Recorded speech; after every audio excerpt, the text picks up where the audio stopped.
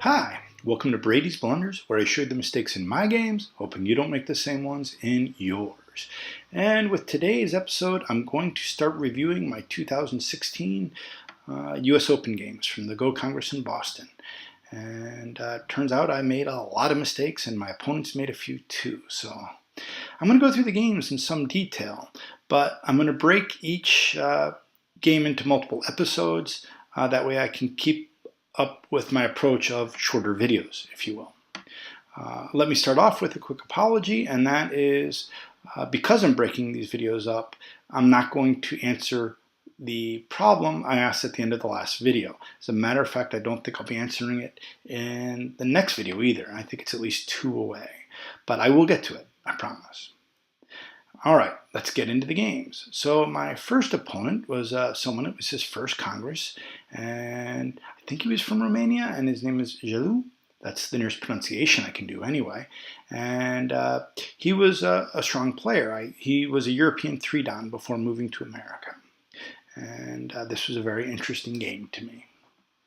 Okay, I was playing black.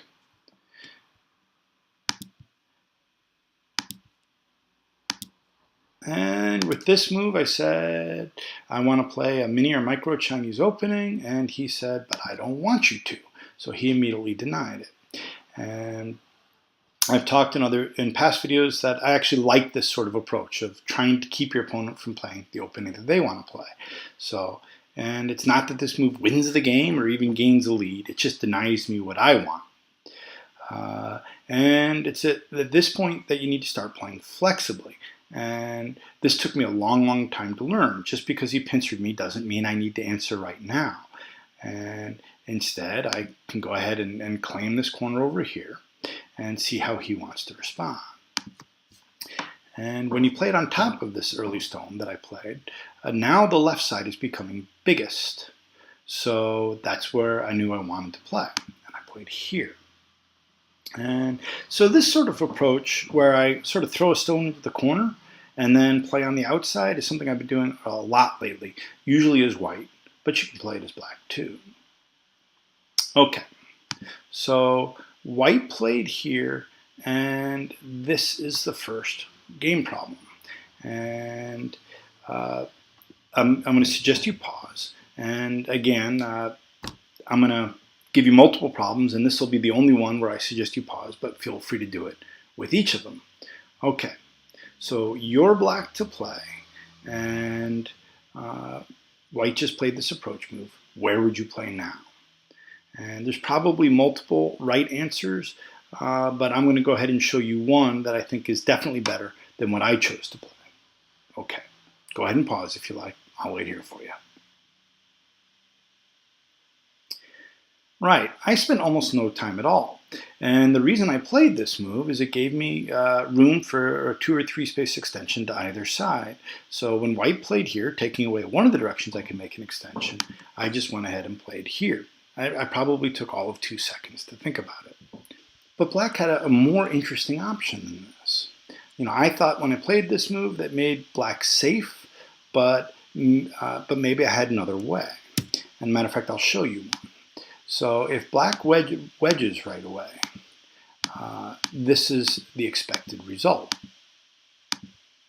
And black takes gote, but gets a pretty good sized corner, and more importantly, creates a defect in white shape here. And this is one that you see a lot.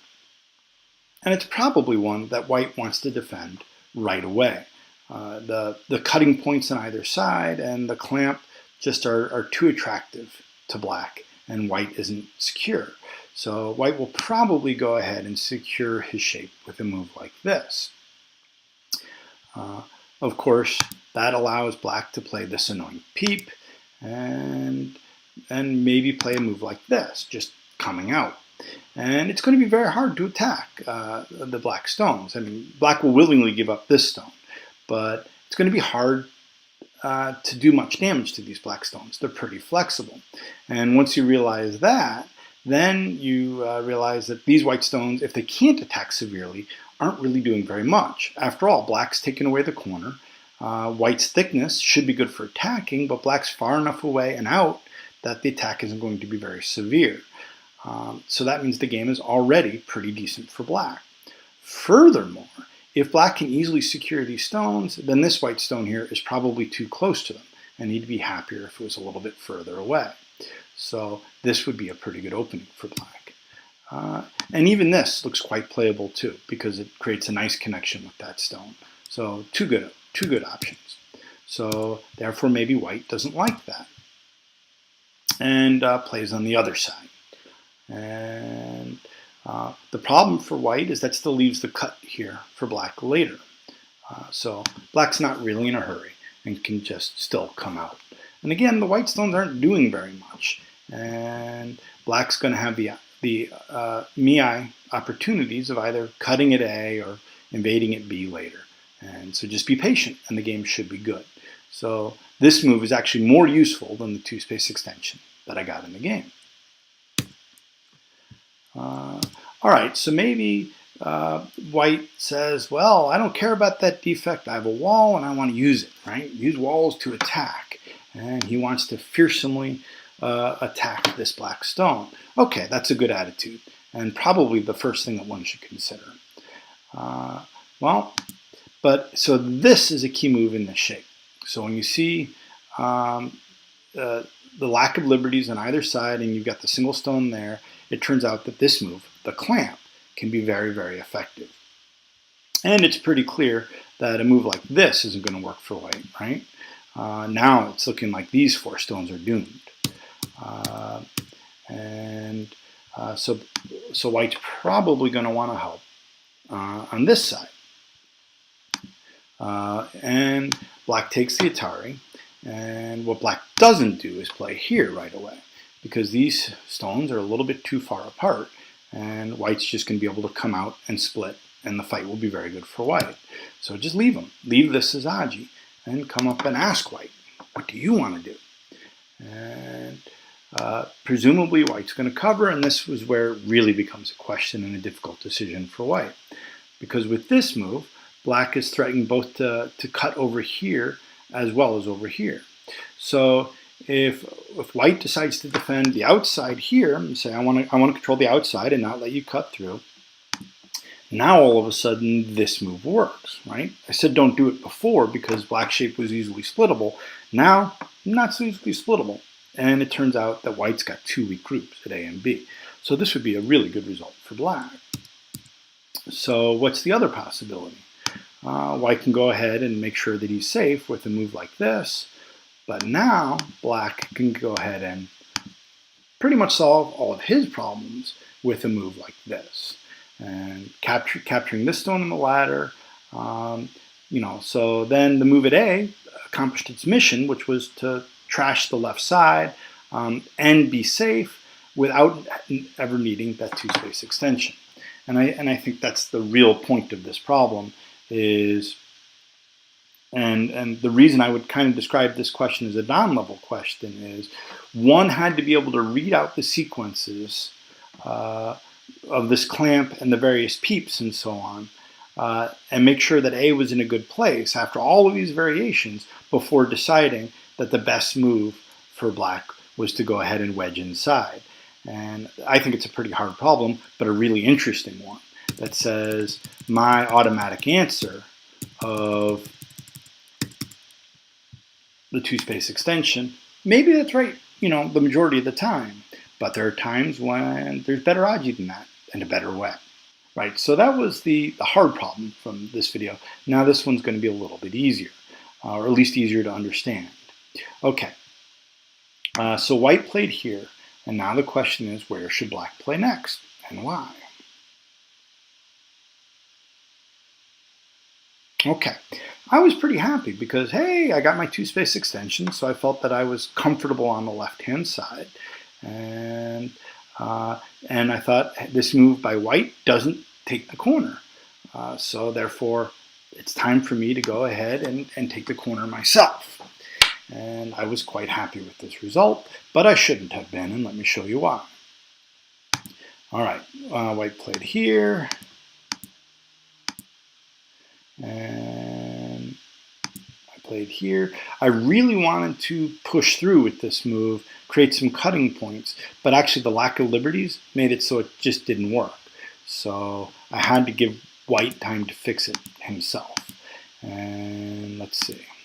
This result is really bad for black for 3 reasons. Okay, yes, I successfully took away the corner, yay, but that's not enough. I'm only gaining like 2 points in the corner. So it's small, 1, and it's small in gote, so even worse. But the other 2 reasons it's bad are, you remember in the prior variation where there was all kinds of peep and cut aji? Well, it's not here so much anymore. Actually, white's looking rather thick. So this is a major problem with the approach I took, is I let white get thick, which leads to the third problem. If white is nice and thick here and is really close to me on either side, these 2 stones that I thought were strong enough, they're not strong in any way. They're weak, and white can immediately attack them. And probably the best way to do that is going to be a sequence that I've shown before. That's this, right? Black needs to go ahead and eat this stone to make sure that he has room for 2 eyes, but that gives white sente to either take the side over here or even approach the corner. And now you can see that all of white's stones are working really well to control the top side. And the whole reason I played this move at A was to keep white from getting too big on the left-hand side. But now, as a result of this sequence, white's just transferred that bigness, if you will, from the left side to the top side. And I can't be happy with this result. So what does that mean I should have played? And why? So this move was bad. Or should I say that this move was early? And instead, I'm better off going ahead and just jumping out like this, making my group strong and preparing for the next move. Right? Once I've made this move, my shape is good and I'm out. So I'm pretty safe. And it makes mi spots of A and B, or at least the concept of A and B. Right? If white wants to go ahead and take away A by playing there himself, then that's fine. White's played 5 stones against my 1 now. I don't mind. I mean, he earns the corner. That's fine. But he still has a problem because this stone is too close. So I can go ahead and invade at B. And I don't even have to do it right away. So that's the idea. When I played this 2-space extension, I thought it was giving me strength to go ahead and invade the corner. But it was and that's true. But my corner invasion was premature, and I needed to add 1 more stone to make sure I was safe. Right. So what are the key takeaways from this video? The first is play flexibly. And I showed some of the flexible play when I played here instead of answering the pincer. And but I had the opportunity to continue to play flexibly when white approached here, and go ahead and take the corner first and create weaknesses before answering with this stone. The reason I say that's sort of a Don level problem is it really does require reading and seeing the patterns quite a few moves ahead. Okay. But then after the flexibility, we can get to more common sense ideas, which it was here, my invasion or living in the corner was premature. And the reason is because I gave white great thickness with which he could attack my 2 black stones. So my 2 black stones weren't strong. And so I guess that's the idea. Before you're strong enough, before going ahead and giving your opponent great thickness with a move like this. And then I guess finally, the interesting thing is even this move, which kind of looks and feels slow, really isn't. Because if white wants to go ahead and spend 5 stones eating 1 and taking 1 corner, then black should embrace that idea. Go ahead. 5 stones to control a corner, go ahead and do that. I don't mind at all. And I still have the IG at B. So this gets back to the flexibility. Right. All right. So I have a question for you then. And that is, in the last video, I answered with a problem. And do you like that idea? Ending with the cliffhanger. Okay.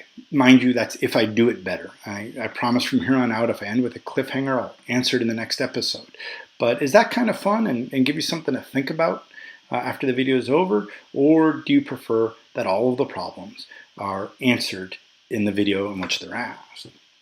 And so to that end, feel free to use the comments down below. If you enjoyed the video, go ahead and like it. And if you're interested in seeing more mistakes from my Congress games, go ahead and subscribe.